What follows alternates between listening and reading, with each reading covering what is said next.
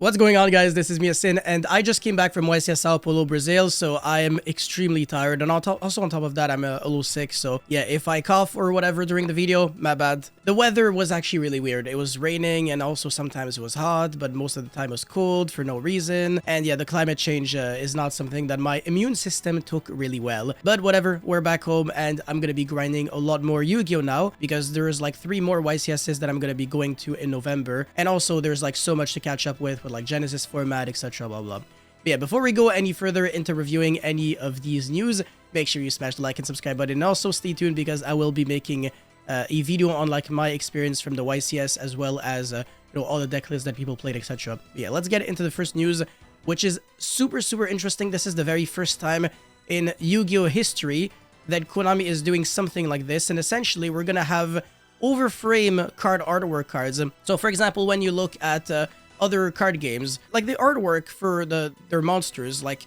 some of them, they go past like the box and everything. They just like the monster itself is huge, and obviously in Yu-Gi-Oh there's a lot of like custom fan art that are basically like that, or some unofficial cards or like field centers, etc, that are like that. But now there is going to be TCG and OCG legal cards that you can play that are going to be overframed. So yeah, they go past like the box, which is unbelievable. And yeah, this set is going to be introducing that on March 28th. Very interesting. So we're going to have this relatively early on 2026. And also it's going to be a set with, you know, the main protagonist and rival cards from like each, I believe, like Yu-Gi-Oh version. So yeah, we're probably going to have like an overframe Dark Magician, overframe Blue Eyes. And then for GX, it's going to be, I mean, there's a lot of them. There's Neos. There's maybe Flare Wingman, and then there's like Cyber Dragon, or for Chaz, I don't know. I really don't know who's like Jaden's like rival in GX. There's a lot of them. It could even be Jesse or whatever. But yeah, and then 5D is obviously it's gonna be Yusei as well as Jack probably. And yeah, it's gonna be so interesting. Like there's gonna be so many like cool cards that are going to be getting this treatment. So if you're like a big fan of like those Yu-Gi-Oh anime characters or like their decks and stuff, which obviously is great for me because of Cyber Dragon, then, you know, that's some nice new cool little reprints. But also there's going to be some brand new cards, which is even better. So imagine like a new card for the first time in its history is going to be with like that very like new, I guess, artwork style. So I don't know how you guys feel about that. And also some of them will be like limited and discontinued because there's like they're gonna have like serial numbers. So again, I really don't know what to expect, but this news has been getting a lot of people super hyped up, and personally I think this is absolutely epic, and I think it can even be like a step into like an even better direction for like pricing in terms of like events and stuff, if they start handing like super unique card artworks with like overframe cards that you can only get when you perform well at an event. That way, like there is even more like money that you can make when you're doing well, so that way, you know, you can refund your trip, etc. Like it doesn't have to be something that you do to make a living out of it, but you know, if you can say, oh, I went to that YCS basically for free, that's gonna be pretty nice, I'm not gonna lie. But yeah, very cool news, I'm super hyped. Anyways, for the new cards, some of them are not super relevant, and like I said, I'm going to be reviewing more cards, so like the Dragonity and like the 11 notes whatever tomorrow, so yeah, stay tuned for that. Anyways, this one is a quickly spell. You can only use the first and second effect once per turn. Target a said monster, return it to the hand, and the player who added it to their hand can special summon a monster from their hand and face down defense. And then when an opponent's monster declares an attack, you can banish this card from your grave, change one said monster to attack position. I think this card could have came out like 10 plus years ago, and it would have changed nothing. Nobody would have played it. Nightmare Hand, quickly spell. You can only use one of the 2 effects per turn, only once that turn. I actually hate this clause, it's so annoying. Anyways, send one illusion monster from your deck to the grave. There has to be something decent that you can do. I mean, there has to be like at least like, I mean, obviously there's like Tao or whatever that like is a monster reborn. Maybe that could be good, but apart from that, I'm gonna have to check like illusions if this card is sent to the grave. There's only like 46 monsters anyways. Oh, Hacka Hands. Oh, this could be interesting, huh? Yeah, okay, so if this card says you can target one, blah blah blah, special summon it. Actually, yeah, this could be good in Hacka Hands, and also obviously Master Tao the Chanter, like I said. Yes, Sanaki the Mekanko Devotee, LZ doesn't count. Archmage Power Patron doesn't count either because it has to be used as a... Hold on a second, from a underfield. Yeah, actually, that's worse. Okay, cool. So, yeah, this Foolish effect is only really good in Hacka Hands from what I'm seeing in terms of, like, one-card combos, but even then, it doesn't do anything by itself. Anyways, during your main phase, you control a level 5 or higher illusion monster. Again, Hecka Hands, or like, I don't know, Apprentice, Illusion Magician or something. Hold on a second. Nightmare Apprentice, whatever. You get the point. You can banish this card from a grave and target one monster in your opponent's graveyard, special summon to your field, but banish it during the end phase of the next turn. I mean, this is cool. It's not a bad card at all. I think it's going to be getting much better over time.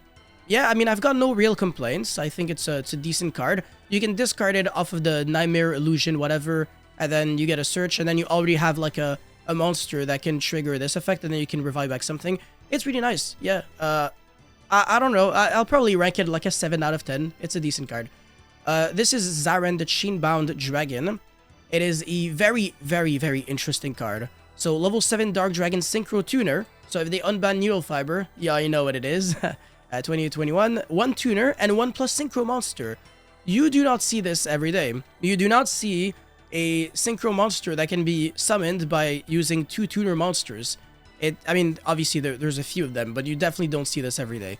So yeah, the fact that you can use like a Cupsy Synchro Tuner, and then like the Strudo, for example, that's like super unique. So the Strudo plus any Cupsy Synchro is obviously going to be able to make this. Anyways, you can only use the second effect once per turn. If this card you control to be used as Synchro material, you can treat it as a non-tuner.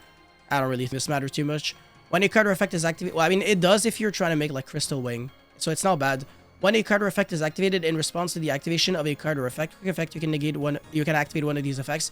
So either negate that effect, and if you do, destroy that card, or negate the effects of the card that was responded to, and if you do, destroy it. That is so interesting. It really is super, super interesting. So let's just say your opponent activates Regeki, right? You can't negate the Regeki at all. You cannot do that. However, you can chain some random BS to the Regeki, like any card, and then you can chain to like your own card that you're responding to Regeki, and then you can negate the card that was being responded to. Like now the card that is responding to the card. Like you choose. You have so much flexibility. I think this card is super interesting in a deck that has a lot of quick effects. If you're playing like Yummy, for example, yeah, or sorry, quick effects or trigger effects, you always have something to like respond to your opponent. And actually not trigger effects. Trigger effects are a spell speed one. Whatever, again, you get what I'm trying to say. Yeah, like you can always respond to things that your opponent's doing, and then again you can choose to like negate the first card, and you're also negating the effect, not negating like the activation. So if you're negating like Branded Fusion, stuff like that, that's really strong. So I think this is honestly one of the most unique cards we've seen in a while, because it is an Omni Negate. It's like semi-generic-ish kind of, but it's more like, it's not a card that is like plug and play. It's not like Baron de Fleur or whatever, where you just summon it and you know exactly how to play it out. Or like a Borreload Savage, whatever. Like those kinds of cards, they're Omni Negates that are too simplistic. That's my issue with them. Or like Cyber Dragon Infinity, I guess you can say. But this one, it's very unique in the way it plays out. So it gives you two very, very strong options. Both of them are great. And you really don't see like a card that can negate like the first or like the previous card that was used like in the Chain Link. There are some cards in the game that are like that. I think one of the Tachyon traps negates like everything in like the whole, or it might have been like another counter trap or something. I forgot, but it's not Tachyon Transmigration, right? Monster effects activated before this card in the chain. If you do, yeah, there we go. Yeah, so yeah, Tachyon Transmigration is one of them, and I think it's like a Vanity card or something. Vanity Skull. Activate only as a chain link 4 or higher, pay half your life points, negate the activation effects of all other cards in the same chain, and destroy them. So yeah, I think these are like the only cards that can negate things that happened like before. So yeah, the fact that we have like another card that can do that, super awesome. I like this card a lot. I don't really imagine a lot of decks will be able to play it super easily. But then again, if they unban Needle Fiber, even if they nerf the shit out of it, this card is gonna be the nuts, like absolutely cracked. So yeah, huge fan. Anyways, this is where it gets super, super, super, super interesting, and people are liking this a lot. Okay, so you got End of the World Ruler, level 10 Dark Fiend Ritual, 3029, you are a big boy. You can ritual summon this card with any End of the World card. It's been a while, honestly, since I've checked like the End of the World cards and like the second wave of support for Demise King of Armageddon and Ruin Queen of Oblivion. End of the World is a really bad card, obviously. It's just a regular ritual spell, so it kind of sucks. Obviously, you can pre-prep to search End of the World and like Demise and stuff, but yeah, this card is not treated as Demise King of Armageddon in your deck, only in your hand or field. But this is, it looks like a continuous effect, but it's actually not a continuous effect. This is an unclassified effect, because it also is applied in your hand. So it's kind of like King of the Swamp, which is super unique. With that being said, this card can still get negated. So unclassified effects are not like conditions. Keep that in mind. This is very, very important. A lot of people don't actually know that.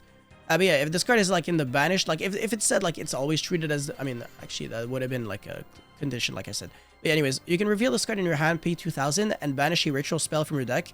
Any of them. Apply this card's activation effect that ritual summons a monster. This is incredibly good.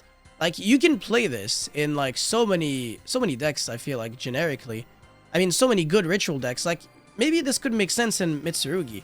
Because, like, you're banishing the Mitsurugi ritual, so you're basically just playing more copies. You're also now playing into, like, a lot of cards, really. I think you're not even playing into Dominus Impulse, which is insanity, because it's kind of like, you know, how Predaplan Verte Anaconda, you know, like, you're applying the effect of the card, but, you know, it's the card itself. Like, if you're applying Red Ice Fusion, you cannot Ash Anaconda. So it would make no sense to be able to Ash, like, Mitsurugi Ritual or Dominus Impulse it, because the effect of this card doesn't be like it literally just it becomes like apply the effect of the thing. So yeah, this is really broken. It's incredible. I really don't know what to say. It's not even like it says like banish one end of the world ritual spell. It's just banish one ritual spell, and then yeah, you banish Mitsurugi Ritual, and then Kusanagi gets it back anyways. So I don't know about you, but I think this card is unfair. It is very broken. It's really, really good. Really, really good. And also, like, you keep it in your hand, so like you theoretically could ritual summon this card. But honestly, good luck getting there. Maybe. Anyways, you can pay 2,000 life points. Again, a lot of paying 2,000. That kind of stacks up real quick. Destroy as many other cards as possible on the field, and this card gains 29! Oh my god, imagine 5,900 attack, big boy. Run over Liger Dancer. But it doesn't matter, because it's just gonna get you this card.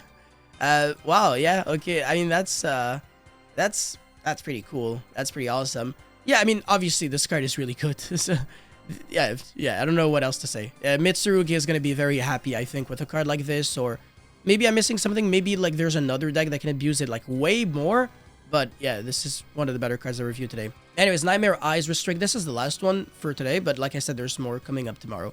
Level 1, Dark Illusion Fusion, 0/0, 2 monsters of different types, just like the Chimera monsters, so Fiend Illusion Spellcaster. Oh, actually, no, it's not the exact same thing.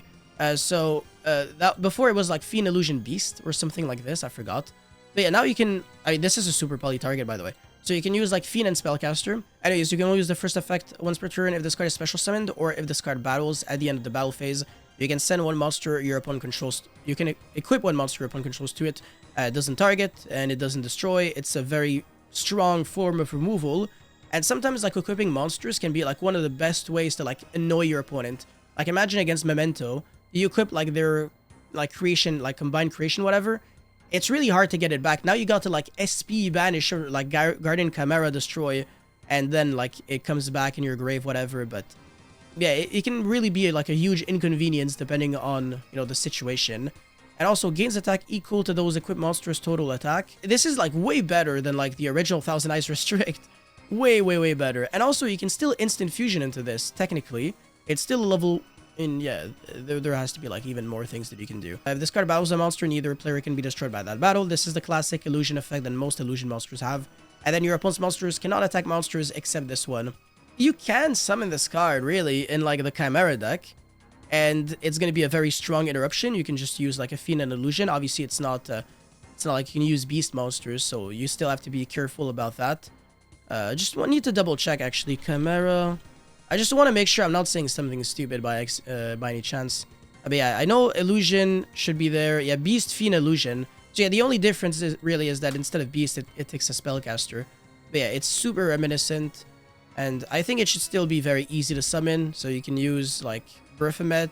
I mean, all of the Berthomets are Fiends, right? Yeah, okay, screw that. Too much effort. But yeah, Big Wing Berthomet. That's a Fiend. And then Illusion, you can use... What is it? Yeah, the new monsters, Cornfield, Coatl, as well as, what's his face? Mirror Swords Knight. Yeah, you can just fuse using these two monsters, and then you summon this. You can summon it on your opponent's turn, because the Chimera Fusion spell is a quick play spell. And then you can equip a monster. Again, it's such a great form of removal. And then also, if your opponent's trying to, like, run over the other stuff on your field, you just say, like, nah, bro, you can only attack this, and then this never dies.